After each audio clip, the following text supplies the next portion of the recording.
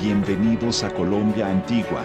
La historia es para compartirla sin egoísmo. Es por eso que cada video tiene el enlace y la información de dónde fue descargado. Esperamos que los videos y la información sean útiles para usted.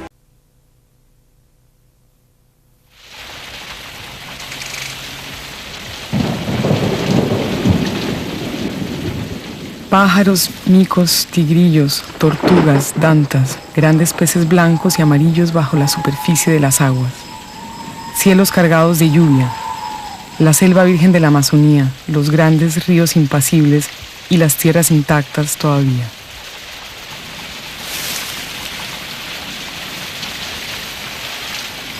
La Macarena, entre los grandes llanos y la inmensidad verde de la Amazonía. Un paraíso aislado de los hombres, en apariencia, y desde hace 40 años una reserva biológica creada por decreto del gobierno de Colombia. Pero el gobierno está lejos.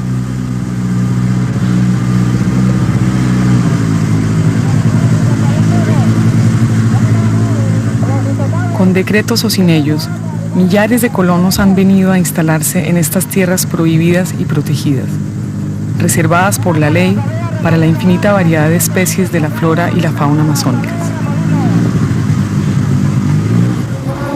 200 pesitos, se gana usted 50,000 pesitos que estamos rifando para recolectar fondos para la salud, por la salud de Remolinos. Sí, señor, estamos rifando 50,000 pesitos. Campesinos atraídos por el espejismo de las tierras sin dueño. Guerrillas venidas a ocupar el espacio dejado vacante por el Estado centista.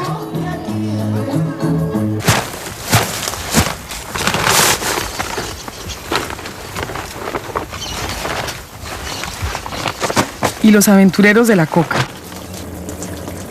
La cocaína que se vende a precio de oro en las calles de Estados Unidos y de Europa, y que en estas lejanías saca de pobres a los pobres, a cambio de la devastación de las últimas selvas vírgenes que quedan en Colombia. Una mujer como la mía, que la dejé vendiendo morcillas en una esquina para mantener el hijo y yo venirme a trabajar. Pero como el trabajo que había no era sino maíz, comprándole a uno a 300 y pico de pesos la carga, pues no le dan ni los gastos. Cuando vino la coca, entonces ya la cosa surgió. Ya pude educar a mi hijo, llevármelo para la escuela, y si quiere colegio también. Y ya la señora ya está en su casita, que ya se la conseguí, y sucesivamente. Por eso yo vuelvo y repito, Dios y coca.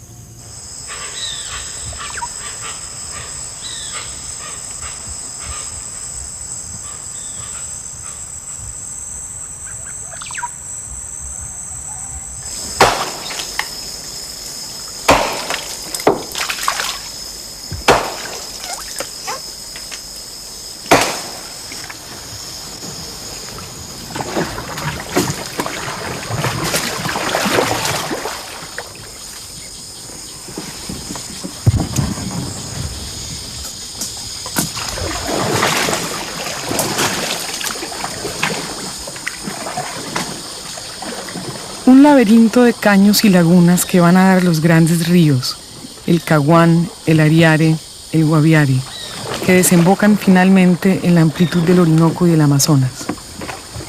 Aquí no hay más caminos que los del agua, o el avión que es caro. La carne, el arroz, la gasolina para los motores de las canoas cuestan aquí más caro que en la ciudad. Pero el problema no es el dinero. Dinero es lo que hay desde que hay coca.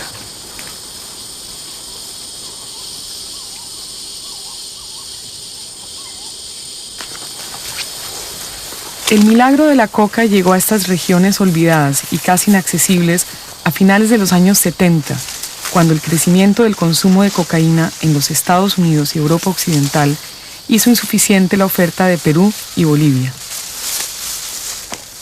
Los grandes narcotraficantes repartieron semilla de coca entre los colonos miserables de las selvas del Caquetá y del Guaviare y volvieron más tarde, dinero en mano, a comprarles la cosecha.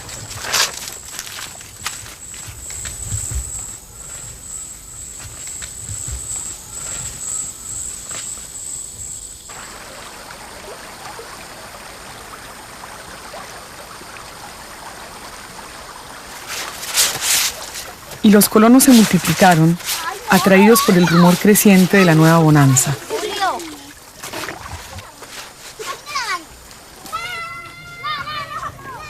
Hace apenas 2 años aquí no había más que selva. Es Nueva Colombia, uno de las docenas de caseríos brotados a la orilla de los ríos, al margen de las leyes, a espaldas de la Colombia oficial.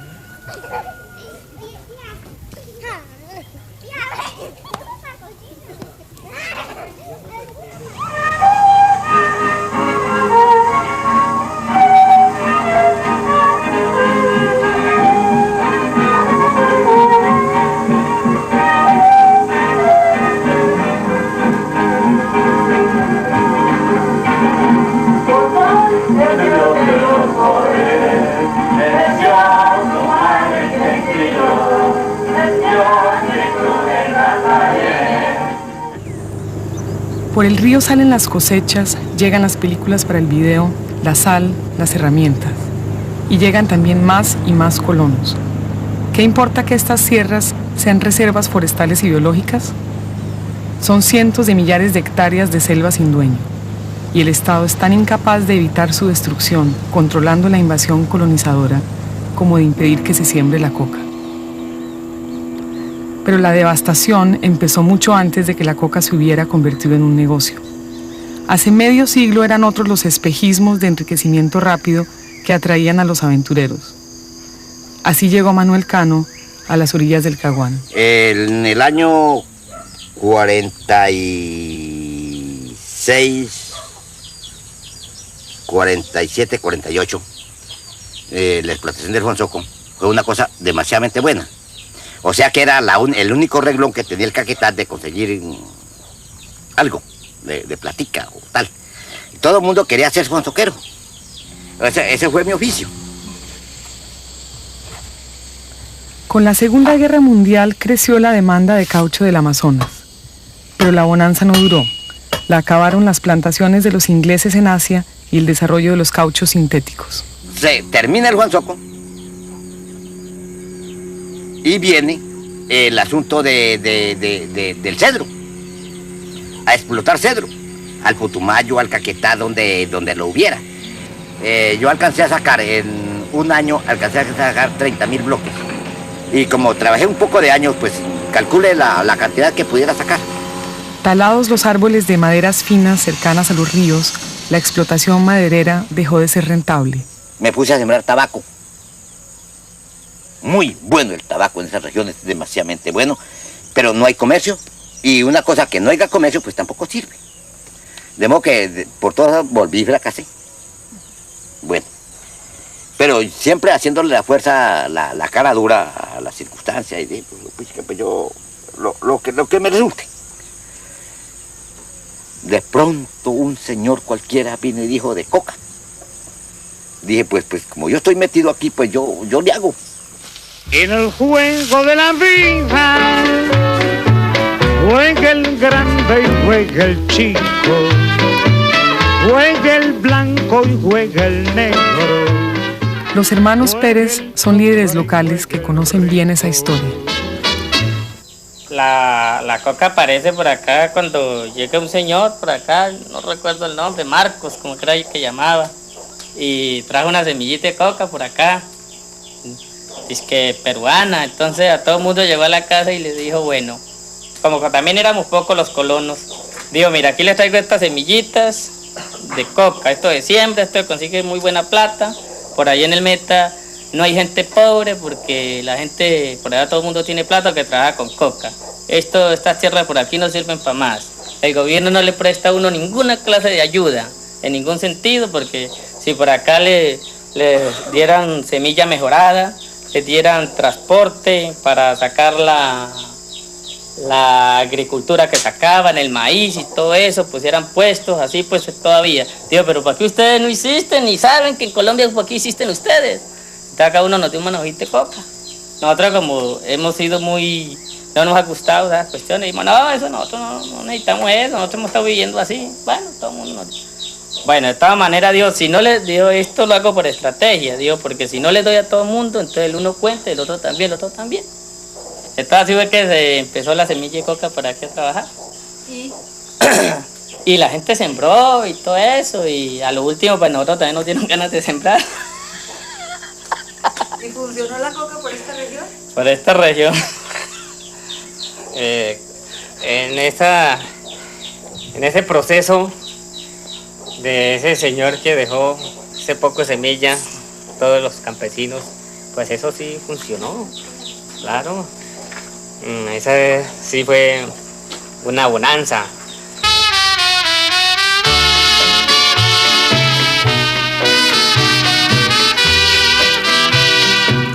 La selva se llenó de parcelas de coca y en sus cocinas, laboratorios caseros, los colonos aprendieron a fabricar la pasta base. Pues el proceso fue así, que llegaba un señor que decía que sabía trabajarla y que venía de no sé dónde. Y traía una cantidad de timbos, digamos, galones y tal, llenos de una cantidad de aguas. Y bueno, entonces le decía, pues como traía, como no hay puntada así, le da al cabo el calanchín. Mire, de esta agua échemele tanto, de esta échemele tanto, de aquella, mire, de aquel timbo rojo que allá, me le echa tanto. Bueno, entonces queda uno completamente en oscuras qué es lo que están haciendo. Pero, como para un avispado y otro, un día cualquiera nos pusimos a conversar entre nosotros mismos. Bueno, pero esa cantidad, vamos a probar las aguas, como ellos dejaban las aguas por ahí. Y la una sabía lo mismo que sabía la otra, y tal, es lindo. Esto sabía sal, esto sabía tal, esto sabía amoníaco. ¡Hombre! Pues entonces llegó el momento de que ya todo el mundo, o muchos nosotros los primeros, llegamos a decir que sí, que el proceso estaba ya cogido. Hicimos el ensayo y sí, efectivamente, ya estaba cogido. En el gallinero donde dormían las gallinas, sacamos un poquito hasta bonitica, bien bonita, la primera bonita que sacábamos. Y la pusimos en un gallinero, pues como ahí no subían gallinas, y de pronto sube una y voltea la bandeja y quedó el reguero, otro fracaso más.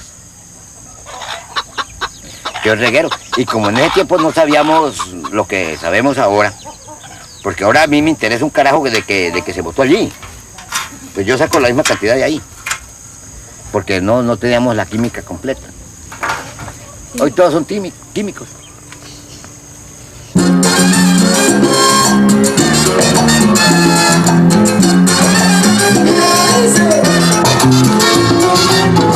Instrumentos en mi barrio, se ha formado un vacilón, y esa rumba a mí me llama, son los duros de sabor, a la vida en la trompeta, porque el nudo en el tiba, ese juego a mí me llama, el tiempo de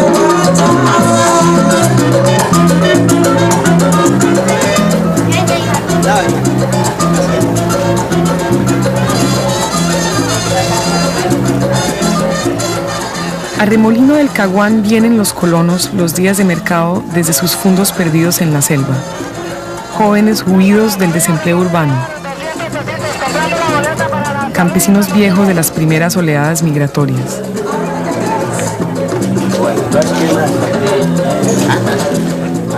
Remolino es un pueblo duro, de frontera.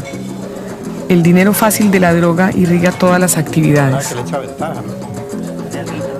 Era un pueblo sin ley, hasta que los guerrilleros comunistas de las FARC vinieron a imponer la suya. Serán instrumentos en tu barrio, por acá de Madrid, esa rumba a mí me llama, eso sí tiene sabor.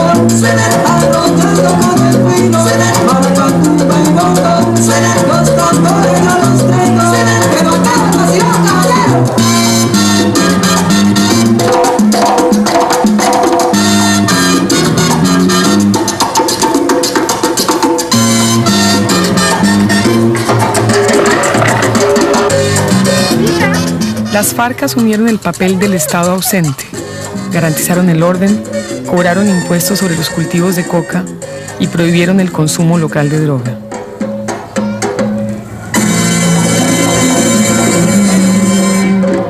El comisario de las FARC en la región es el abuelo.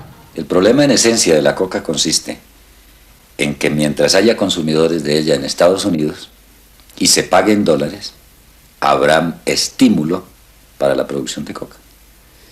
Esa es toda la historia. Pero hay algo más. Si el gobierno sigue insistiendo en reprimir la coca sin ofrecer soluciones alternativas a la coca, seguirá siendo cada vez más odioso a los ojos de los campesinos que se ven obligados a cultivar la coca sin quererlo, porque ellos no quieren cultivar coca, porque ellos están convencidos de que eso no es sano, ni física, ni política, ni moralmente.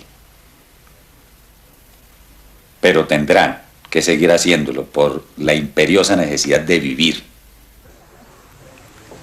Según el abuelo, cuando las FARC llegaron, la coca ya estaba ahí, pero el impuesto del gramaje dio pie a la embajada norteamericana en Bogotá para culpar a las FARC de la existencia del tráfico, creando el término de narcoguerrilla. La realidad es mucho más complicada. Es que no solo la guerrilla, sino todos los sectores de la sociedad colombiana, sin excepción, han sido afectados por el dinero súbito de la cocaína.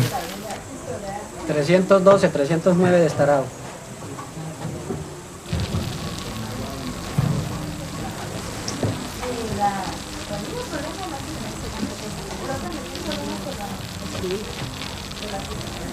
¿A 2.50 cuánto vale? Pues tiene un poquito de agua, a 2.30 pues descontando.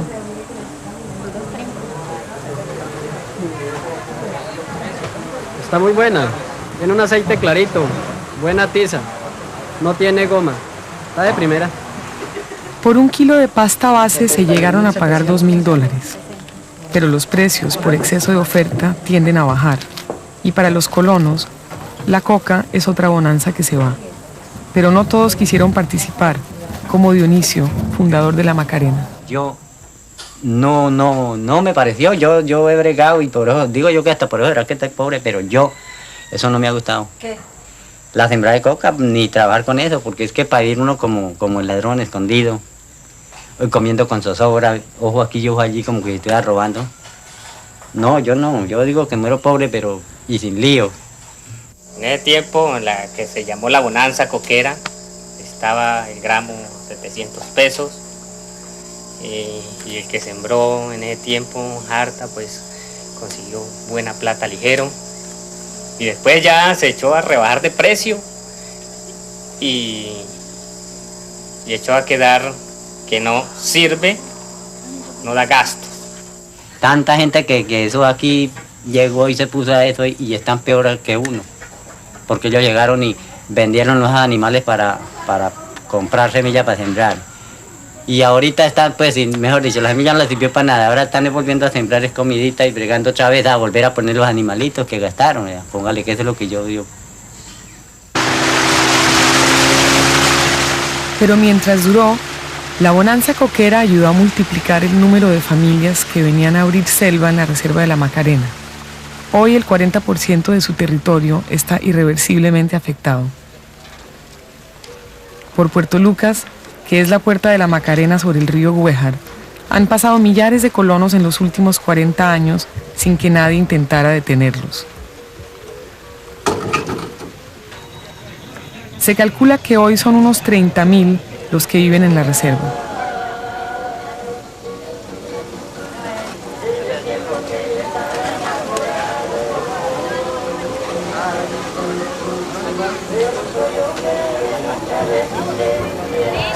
Los colonos, la guerrilla, la ausencia del Estado y la aparición de la coca.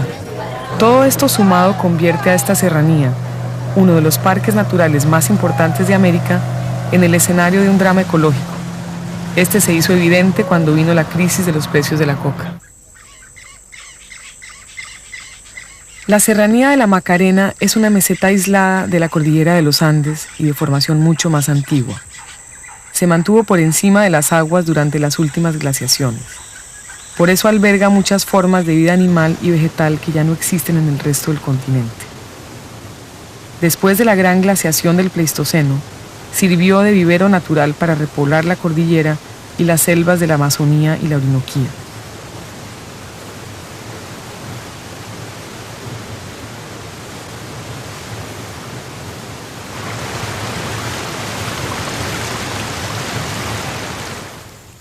Aquí nacen las aguas, la tupida telaraña de ríos que irriga más abajo la cuenca amazónica.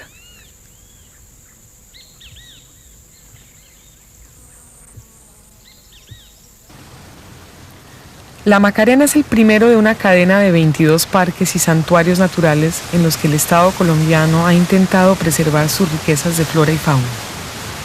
De todos ellos es sin duda el más rico, pues 1/3 de todas las especies de aves de Colombia habitan la Macarena, y buena parte de sus tesoros animales y vegetales son todavía desconocidos. En 1933, la Macarena fue declarada Patrimonio de la Humanidad, y en 1948, 1.130.000 hectáreas de sus selvas fueron apartadas como reserva biológica. Colombia es uno de los 7 países con mayor diversidad de fauna y flora del planeta, pero el Estado colombiano carece de los recursos técnicos y económicos o de la voluntad política necesarios para proteger este paraíso de la agresión de los hombres blancos. Las pinturas rupestres en los farallones de granito de la Macarena muestran que aquí durante milenios habitaron los indios sin alterar el equilibrio delicado del ecosistema. A diferencia de la cultura blanca, la suya no se basaba en la agresión a la naturaleza, sino en la convivencia con ella.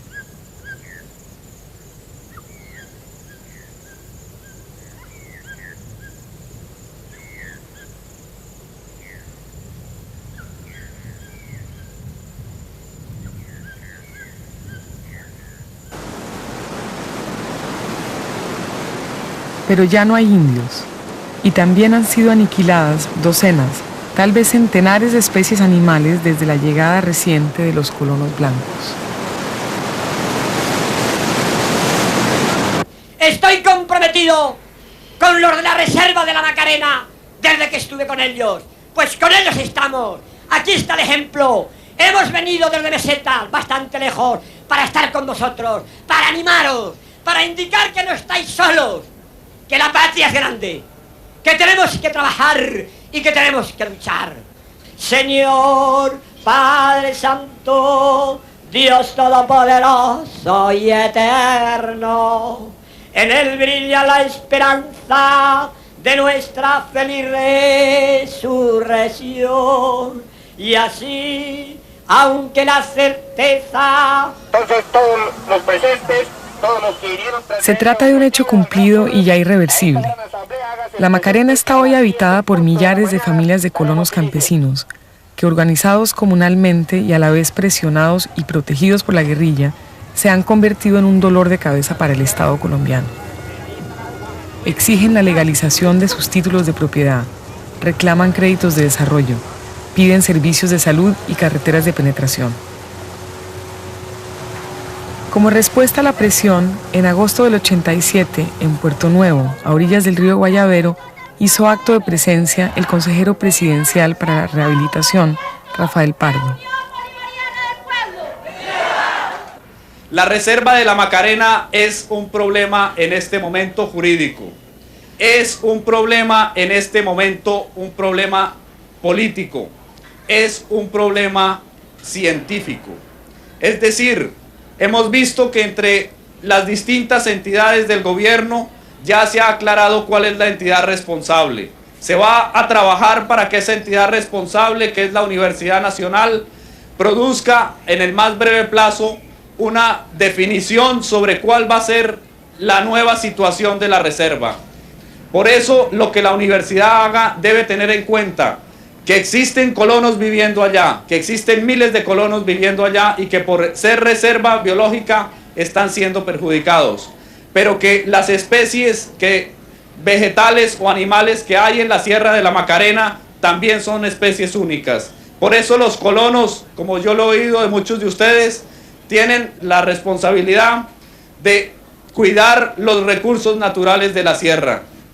Eso lo saben los colonos como Jorge Cortés. Se dice que la Amazonía, y esto pues, digamos, le hace casi parte de la Amazonía, es el pulmón del mundo. Y poco a poco el mismo hombre lo está destruyendo. Estas son las razones que vemos y que son reales. Por ejemplo, este es un pueblo que tiene escasos 2 años y tiene una población aproximadamente de 1.200 personas. Y hace 2 años habían 3 familias nada más. Nosotros le reclamamos al gobierno. Es porque todavía queremos ser hijos del gobierno y queremos que el gobierno caiga en cuenta de que somos hijos de él.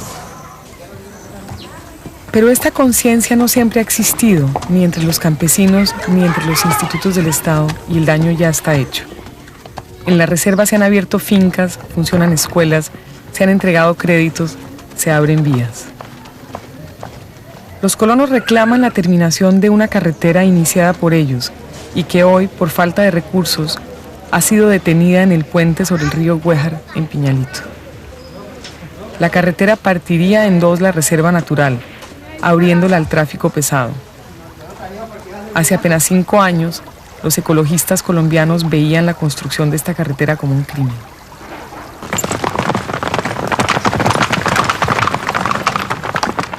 Hoy la consideran un mal menor e inevitable.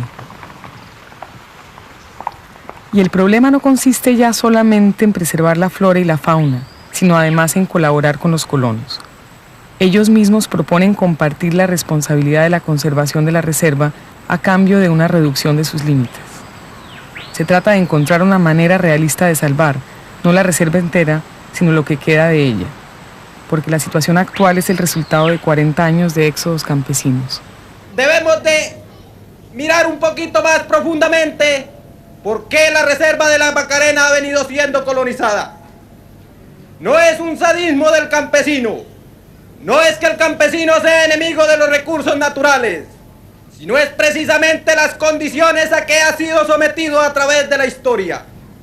Yo pregunto cuántos campesinos que hoy están colonizados dentro de la reserva de la Macarena han tenido que emigrar de otras regiones del país abandonando sus fincas.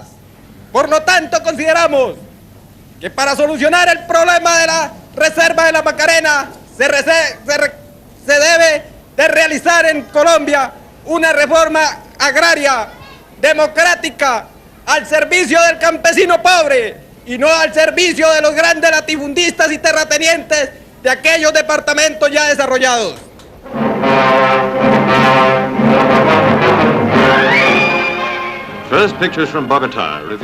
1948. El mismo año en que la Macarena es declarada reserva biológica, marca el comienzo de su destrucción.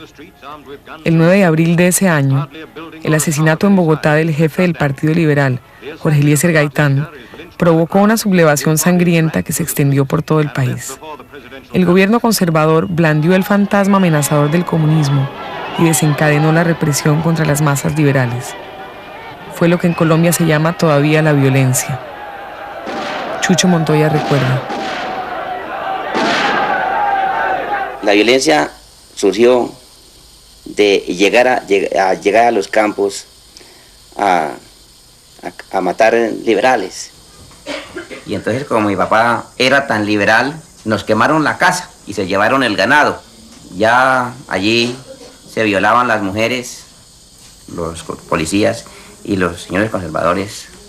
Todo era un desconcierto en las regiones. Entonces fue cuando ya comenzaron los liberales a reunirse, a hacer también grupos para ver cómo defenderse de esa violencia que andaba por los campos. Con eso fue que se fue comenzando las primeras guerrillas. No se llamó ni guerrilla, se llamó Gente Unida, porque todavía ese nombre no lo había. Se inició así una guerra civil no declarada que duró casi un decenio y que asoló los campos de Colombia, y 300.000 personas murieron.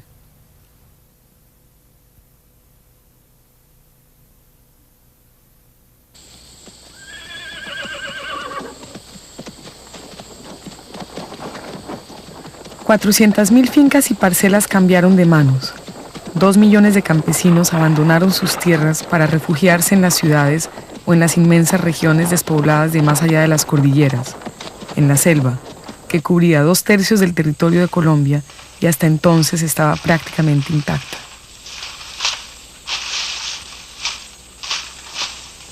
Ante el caos creciente, en 1953 el ejército tomó el poder con el apoyo de los jefes políticos liberales y los conservadores moderados. Para detener la violencia se dictó una amnistía. Y la paz en el llano. Los guerrilleros se rinden y entregan las armas.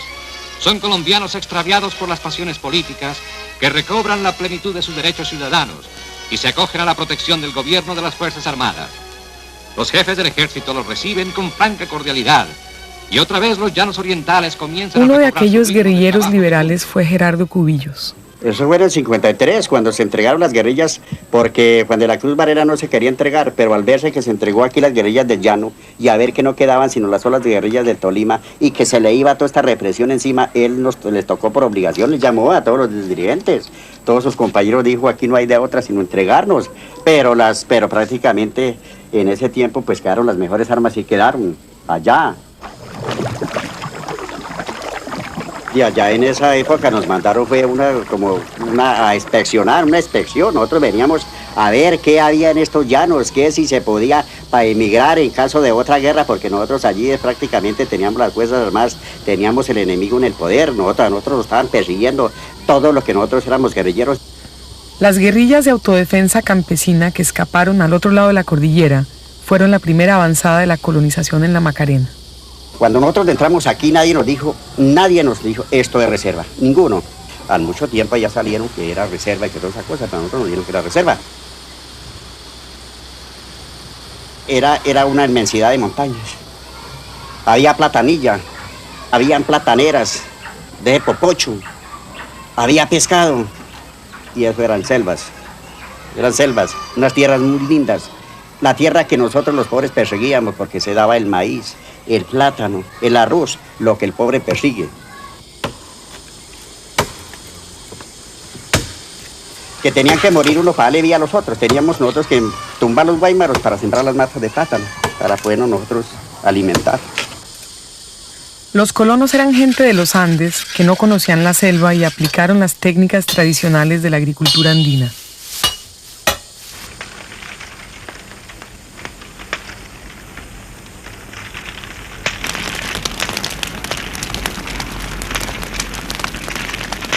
Las consecuencias fueron devastadoras. En pocos años, la fauna desapareció por completo. La danta, el venado, el cachicamo. La selva fue abierta en grandes calderos para agricultura y ganadería.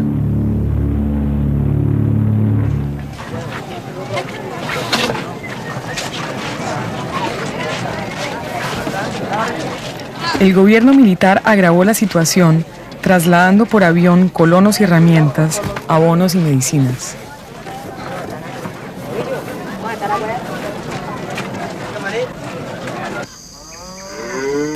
Los inmensos llanos orientales, vecinos de la Macarena, hubieran podido recibir a los campesinos desplazados, pero los llanos tenían dueño. Estaban ocupados por grandes hatos ganaderos.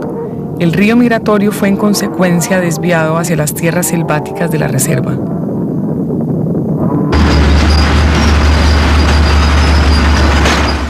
Empezó así una política de colonización dirigida por el Estado y financiada entre otros por el Banco Mundial, que dura hasta hoy.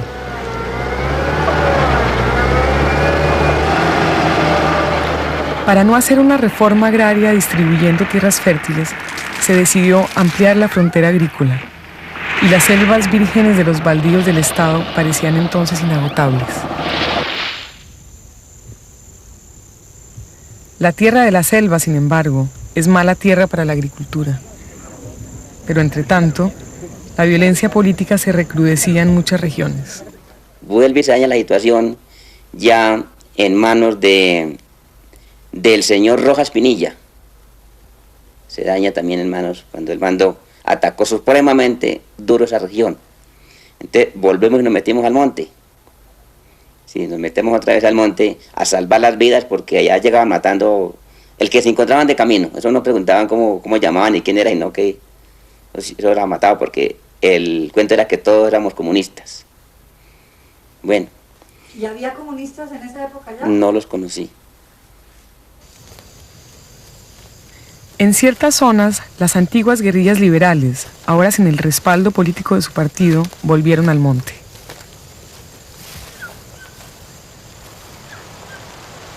En esa forma se vivió muy duro porque allí los niños se acabaron, la mayor parte, porque los niños no aguantaron el clima y se murieron. Sí, los viejitos también se exterminaron mucho porque tampoco aguantaron, porque también se murieron, se hincharon y todos se terminaron. No quedamos sino pues los más jóvenes, que eran los que más aguantábamos. Las apoyaba ahora el Partido Comunista. Eran los años de la Revolución Cubana y el gobierno vio estos enclaves de colonización armada como repúblicas independientes que constituían una amenaza para el orden político y social en Colombia. En 1964 decidió arrasarlos.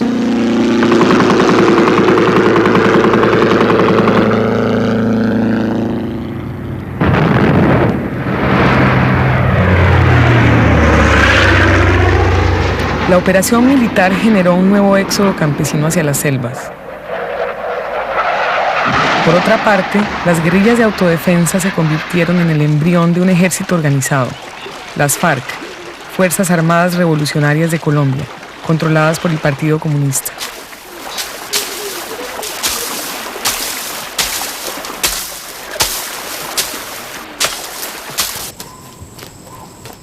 En 25 años, las FARC han crecido considerablemente, hasta constituir cerca de 50 frentes que actúan en amplias regiones del país. Al mismo tiempo han surgido nuevas organizaciones armadas. Se financian mediante la extorsión, el secuestro, las contribuciones forzosas de los ganaderos relativamente ricos.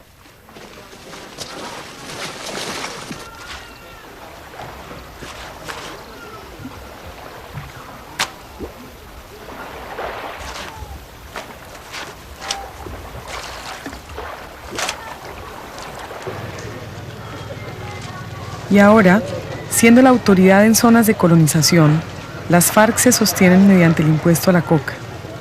El resultado es una espiral creciente de tensiones y violencia detrás de una fachada de paz y orden.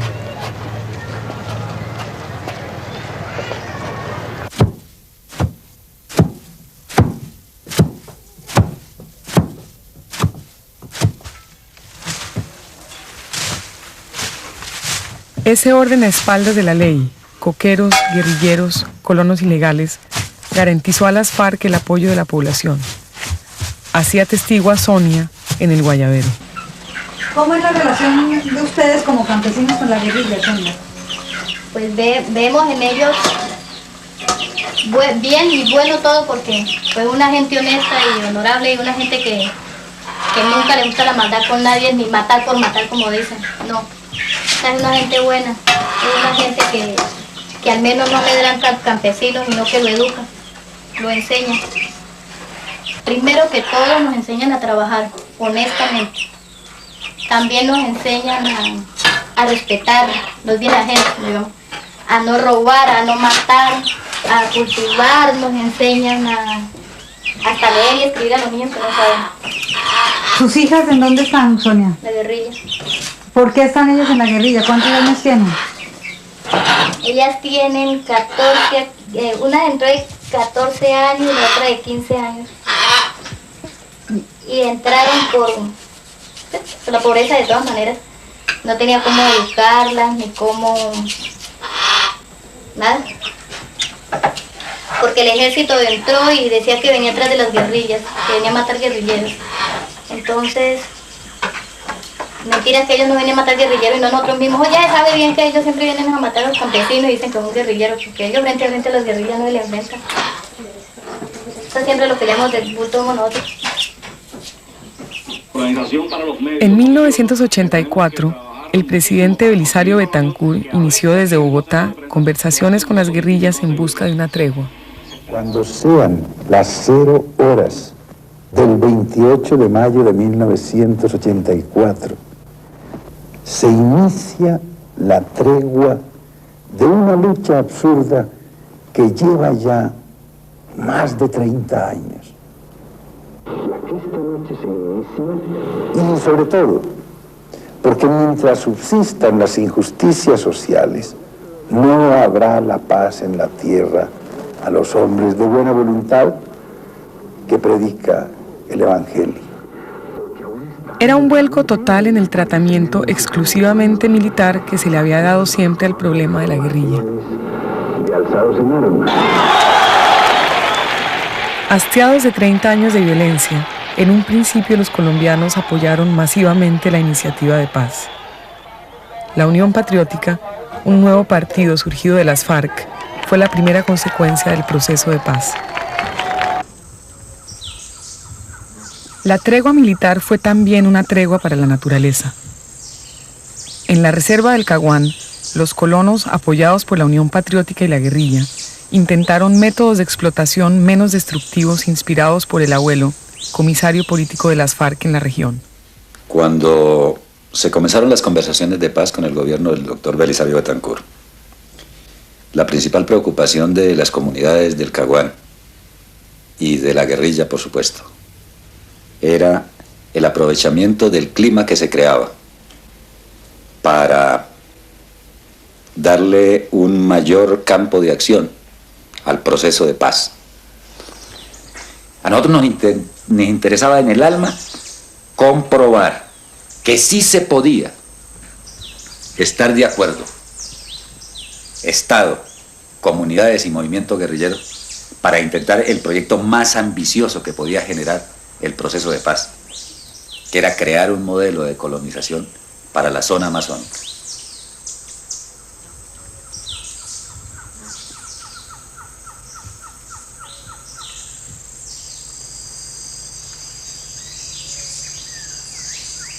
Ya había, por ejemplo, erosión en los ríos y en los caños, a consecuencia del descuajamiento de la selva en las riberas. Ya había lagunas que habían sido arruinadas por completo, como la laguna del Chairá, en donde nosotros establecimos una veda de 1 año para tratar de impedir que acabaran con la fauna acuática por la pesca comercial. Yo diría que es el gran logro inicial, que demostró que sí la comunidad podía entender ese problema. Porque en fin de cuentas, los que iniciaron esa colonización son gentes que venían de las cordilleras andinas y que conocían los estragos que había causado todo ese sistema tradicional de la colonización. Un sistema tradicional que en los frágiles suelos de la selva húmeda del Caquetá tiene consecuencias devastadoras. Más aún que la coca, la ganadería extensiva ha sido el principal agente destructor en estas regiones. Sin embargo, la promueven los gobiernos, no solo en Colombia, sino en todos los países de la cuenca amazónica, con el apoyo y la financiación decisivos de organismos multinacionales como el Banco Mundial, porque es la solución más fácil al problema político y social del campesinado sin tierra.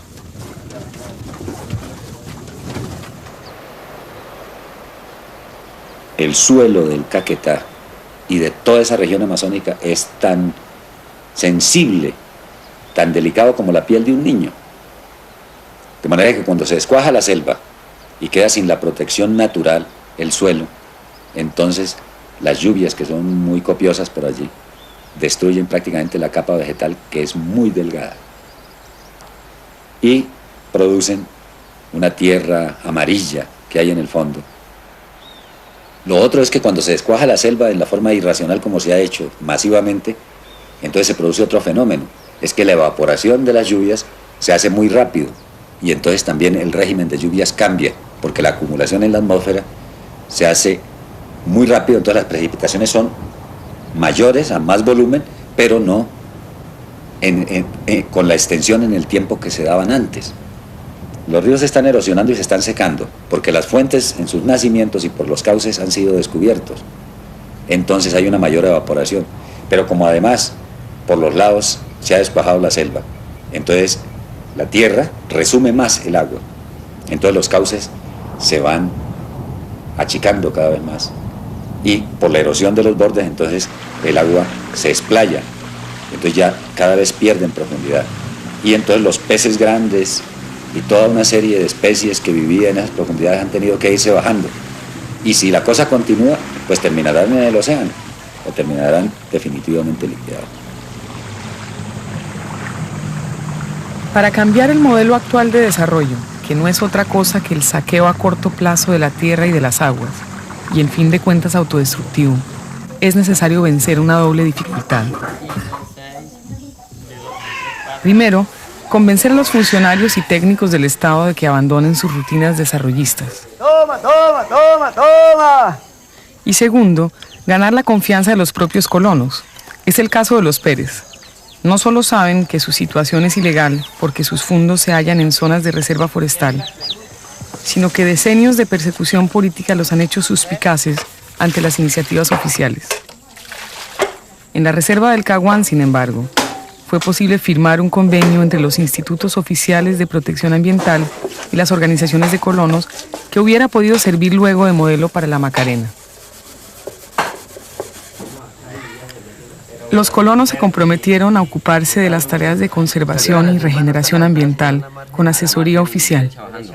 Que es la parte, digamos, donde hay mesón, ¿no? Donde hay un poquito de seco, suelo seco. Sí. Porque en esta parte todo esto... Se responsabilizaron de la preservación de las áreas comunes y de impedir que nuevos pobladores se instalaran en ellas. Y a cambio, el gobierno levantó el Estatuto de Reserva Forestal sobre cerca de 400.000 hectáreas. Asumimos la responsabilidad. Entonces tenemos un convenio serio con Inderena, el Comité de Colonización, y así, por eso se levantó la Reserva Forestal y estamos tratando de que se cumpla eso. Y nosotros estamos haciendo una colonización más inteligente, que no es el hombre de ayer, el hombre salvaje, como en la capital del departamento y como en las otras ciudades del país, que han desmontado sin discriminación. Por ejemplo, había que dejar lo que es la orilla de la cuenca del río, las lagunas, que eso se tuviera como reserva, eso no había que rozarse en torno a las lagunas ni todo eso, ¿no?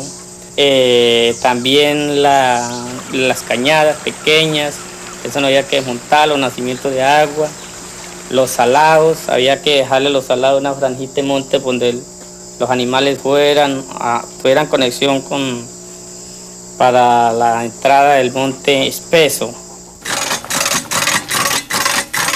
Es necesario también hallar alternativas rentables, tanto de producción como de comercialización, al cultivo de la coca. Por ejemplo, se está plantando de nuevo caucho blanco entre los cocales.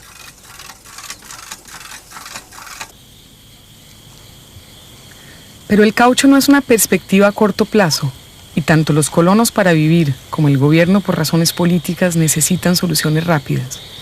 Se han recuperado plantaciones caucheras abandonadas hace 15 años, aprovechando el aumento de la demanda.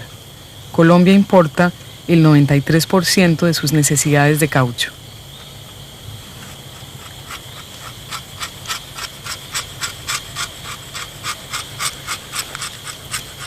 La selva, sin embargo, sigue siendo un territorio misterioso. Ni los técnicos ni los campesinos dominan todavía los métodos para hacerla producir sin destruirla.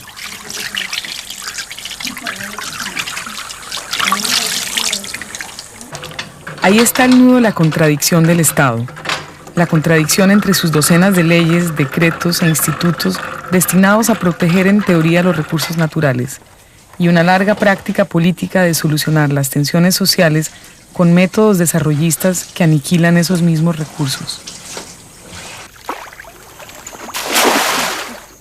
El estanque pues fue una de las cuestiones que empezamos a planificar aquel trabajo con el apoyo de Inderena. Pues nos dedicamos y nos propusimos a construirlo, así lo construimos nosotros con puro esfuerzo acá, y Inderena nos prestó la asesoría técnica. Se ensaya también la piscicultura como alternativa a la pesca comercial en los ríos y las lagunas. Eso hemos tenido una política de educación para toda la población de la región. Hemos dado 3 días de charla a cada comunidad explicando los convenios de Inderena, y a la vez pues el que viole los convenios, ¿no? Pues también tiene multa acá entre la misma comunidad. Hay que aprovechar la existencia de una comunidad receptiva y organizada, pero la tarea educativa sigue siendo fundamental. No se trata ya de mantener intacta la reserva, sino de evitar que desaparezca por completo. La gente ya está ahí y mucho ha sido ya destruido. Y para los pobladores no es fácil aceptar que lo que les ha costado años de esfuerzos no constituye una hazaña admirable, sino un crimen ecológico. Lo que pasa es que los colombianos, pues, en alguna parte carecemos de conocimientos, ¿no? Y entonces uno, por ejemplo, le dice una vaina y uno trata de no entender y le da como rabiecita de que le vayan a meter leyes. Porque uno allí llegó sin leyes, uno llegó allí porque la suerte lo llevó hasta allá. Y entonces hoy, cuando ya uno está radicado, uno siente que son leyes que le van a apretar. Mentira, es que uno es ignorante. Entonces ya uno comienza, ya ellos comienzan a explicarle a uno, a explicarle cuál es el motivo. Entonces, pues, entonces sí, es una gran cosa. Todo esto hacía y sigue haciendo que el proyecto Caguán sea realizable en Colombia, siempre y cuando se desarrolle otra premisa, que es la que dejen a los campesinos en paz, que les permitan vivir y desarrollar sus comunidades, poner en práctica sus iniciativas sin ninguna clase de limitaciones, y mucho menos las espantosas limitaciones que genera la guerra, porque esas sí definitivamente liquidan cualquier proyecto de progreso social.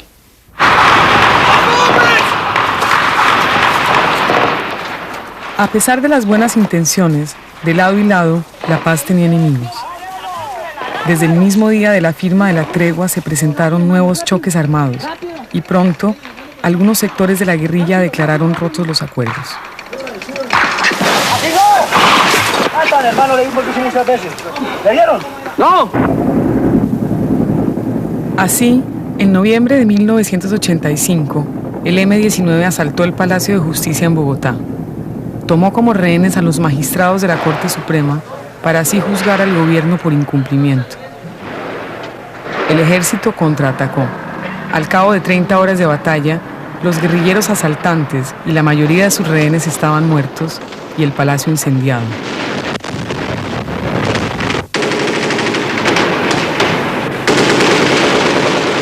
Con él se hicieron humo también las esperanzas de la paz.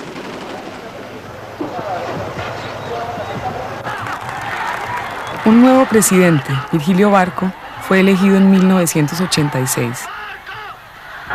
Cuando hayamos erradicado la pobreza, regresando al pleno empleo y eliminando las injusticias, no habrá un solo compatriota dispuesto a empuñar las armas contra el Estado legítimo.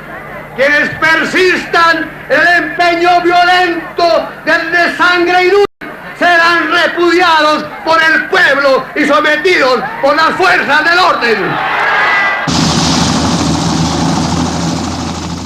Aunque Barco siguió usando la retórica de paz de su predecesor, la verdad es que la guerra abierta había recomenzado en todo el país y la sociedad colombiana se encontraba aún más polarizada que antes de los acuerdos de la tregua. Las FARC mantuvieron durante más tiempo los acuerdos y la apariencia de la tregua, pero la muerte de 27 soldados en una emboscada en junio de 1987 rompió la ilusión de la paz en las regiones del Caquetá, el Caguán y la Macarena.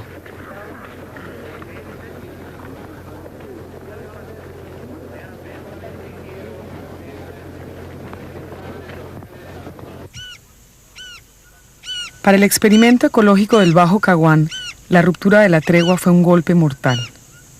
Los técnicos empezaron a abandonar la zona. La guerrilla regresó al monte.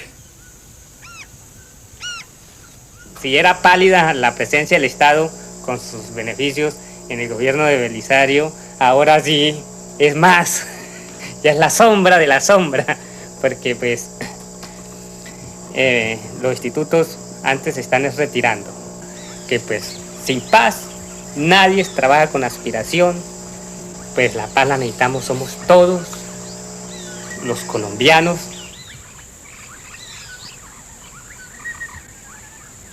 Se perdió la esperanza de repetir en la Macarena lo que apenas se había empezado a esbozar en el Caguán.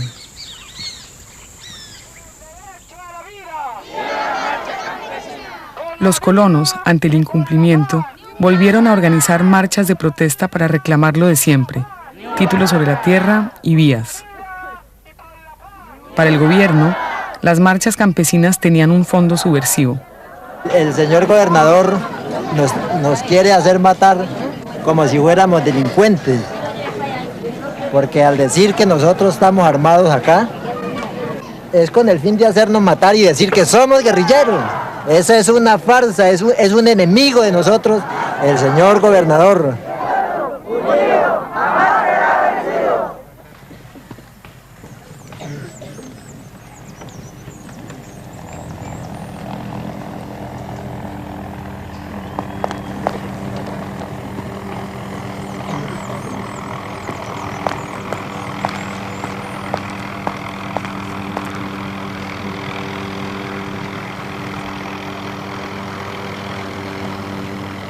Otro compañero que nos va a cantar aquí un tango. Compres más carritos viejos, te lo pido, de esta marca olvida pronto el Chevrolet, que con esa marca las patentes no se acaban, solo se aumenta la fiebre de correr, de que a los que ellos sigan solo sus caminos, por la ruta. Son también marchas por la vida, porque a la guerra abierta ha venido a sumarse la guerra sucia, los asesinatos de líderes cívicos y políticos destinados a desvertebrar la presión social mediante el terror. Para los campesinos no es fácil movilizarse así. Tienen que dejar atrás sus animales en los fundos abandonados y afrontar durísimas condiciones sanitarias por el hacinamiento. Algunas veces han muerto niños en estas marchas y avanzan entre dos fuegos: la amenaza de la guerrilla y la represión oficial.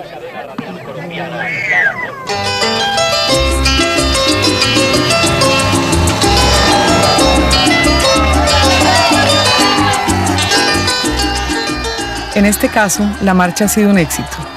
Los representantes del gobierno se comprometieron a reducir casi a la mitad el territorio de la Reserva de la Macarena. Los colonos podrán tener así, por fin, títulos de propiedad sobre sus tierras. Los dirigentes políticos pueden capitalizar el triunfo, pero ¿qué celebran? Lo que han obtenido son solamente soluciones a corto plazo que se derrotan a sí mismas. La destrucción de la Macarena continuará, solo que ahora se hará legalmente, y con el apoyo activo del gobierno, decidido a construir finalmente la gran carretera marginal de la selva, que abriría toda la región al desarrollo. Un desarrollo a costa de la destrucción del medio ambiente. En este caso, de un irrepetible santuario de flora y fauna que sirve de último puente virgen entre los sistemas de la Orinoquía, la Amazonía y los Andes. Uno de los últimos reductos de piedemonte andino que quedan en Colombia, un país que en 30 años ha perdido la mitad de sus bosques y en donde la deforestación avanza al ritmo de 700.000 hectáreas por año, llevándose consigo millares de especies animales. Y no solo en Colombia, para mediados del siglo XXI, la totalidad de la selva amazónica habrá desaparecido.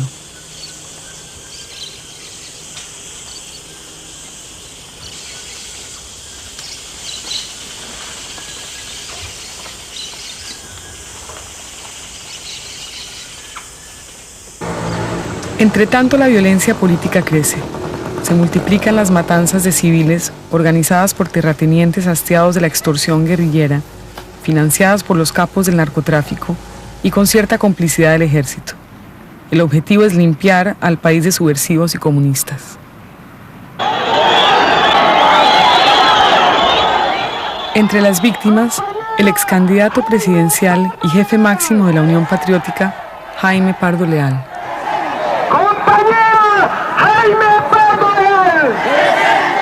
Su partido, surgido de las FARC, ha sido el blanco principal de los paramilitares. Y compañeros, yo pido que cese la actitud sectaria.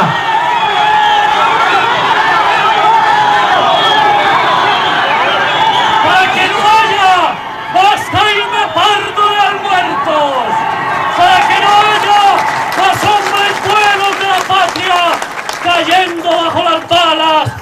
asesinas, de los enemigos de la vida, de los amigos de la muerte. Este fue un crimen urbano, pero es en los campos y especialmente en las zonas de colonización donde la violencia política impera. En 1988, el ejército lanzó una gran ofensiva para desalojar la guerrilla del Caguán. Usando lanchas de los propios colonos y 3.500 soldados, rompió el mito de la zona liberada. Los guerrilleros se retiraron monte adentro casi sin resistencia y muchos campesinos huyeron de la región.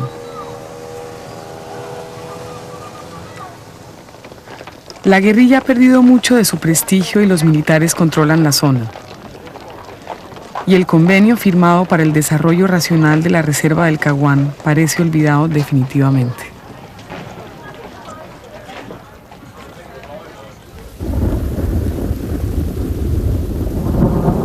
Pero los elementos del problema siguen siendo los mismos.